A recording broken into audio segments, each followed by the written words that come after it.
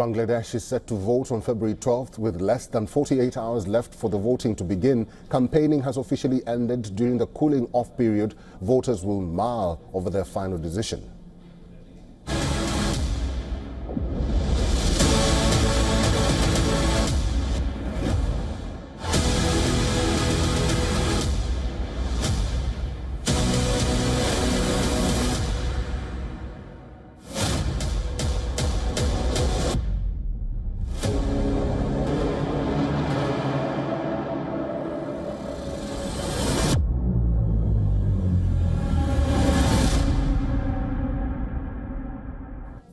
This is the first election since 2024 uprising, which ended the 15-year rule of former Prime Minister Sheikh Hasina. Political parties have made their final campaign pitch. Bangladesh Nationalist Party is eyeing a massive win. Pre-election surveys forecast BNP chairman Tariq Rahman, son of former Prime Minister Khaleda Zia, as a front-runner to lead the next government. On the final day of the campaigning in Dhaka, Rahman urged voters to back the party. What do we need to run the country? Experience. Programs and plans are needed to run the country. Dear brothers and sisters, among all the political parties in Bangladesh, only BNP has a concrete plan served in front of the people. But the BNP faces a strong challenge from a coalition led by the Islamic Jamaat-e-Islami, once banned for opposing Bangladesh's India-backed 1971 independence. Analysts claim that Jamaat is now expected to achieve its strongest electoral performance to date, even if it does not win. Polls are giving edge to Tariq Rahman-led BNP. According to IIED survey, Jamaat is giving a close fight to the BNP, with both sides separated by 0.1% vote share. But the other poll paints a contradicting picture. Survey by Eminence Associates for Social Development, BNP has a clear edge with over 66% vote share. Jamaat, on the other hand, is trailing behind with 21% vote share. Bangladesh is also holding a national referendum on constitutional reforms.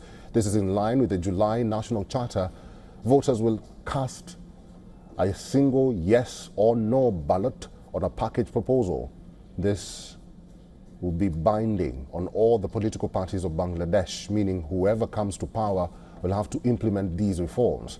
The major proposals under the July Charter are conditions for free and fair elections. It seeks to make caretaker governments mandatory before elections while ensuring independence of judiciary and election commission. The Charter also demands formation of a new house. The new Senate will be a 100-member house that will be elected on proportional representation basis. Apart from this, the referendum will seek approval on 30 reform proposals, including increased representation of women in parliament.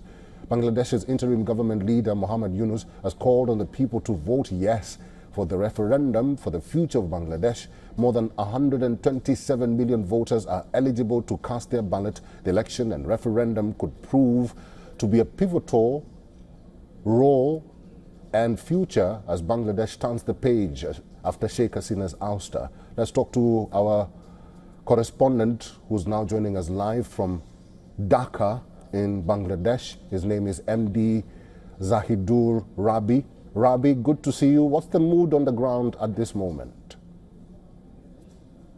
Okay, the mood on the ground with campaigning finally being over, the mood is kind of mixed and cautious as the people are, as the campaigning is over, the people are now more concerned about the process of the vote.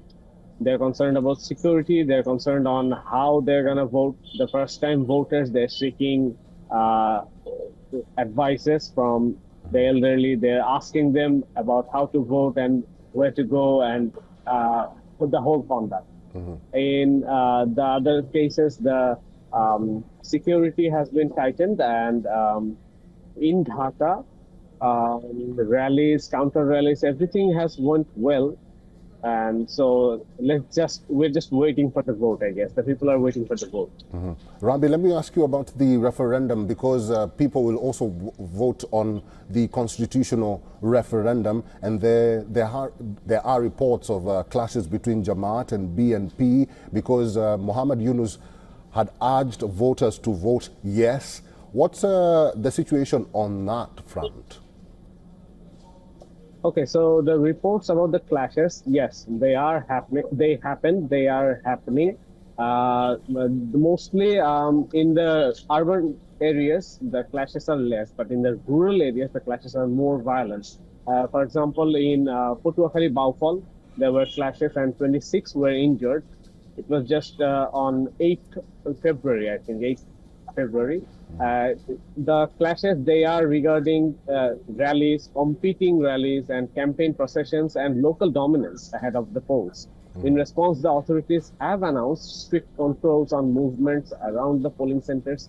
The military, the law enforcement agencies are being deployed in phases to ensure the crowd control and rapid response. The effectiveness of these measures, however, will be closely watched by us over the next 48 hours.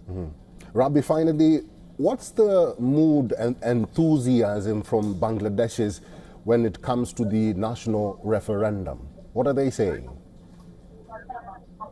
Yeah, while the government has urged voters to support the proposal, some citizens say they are still unclear about the full implications of the referendum questions. While many others are fully supporting the national referendum, if voters approve the July Charter in the referendum with a yes vote, the next parliament will be legally required to implement 84 reform proposals covering the constitution, the executive power, elections, and the judiciary.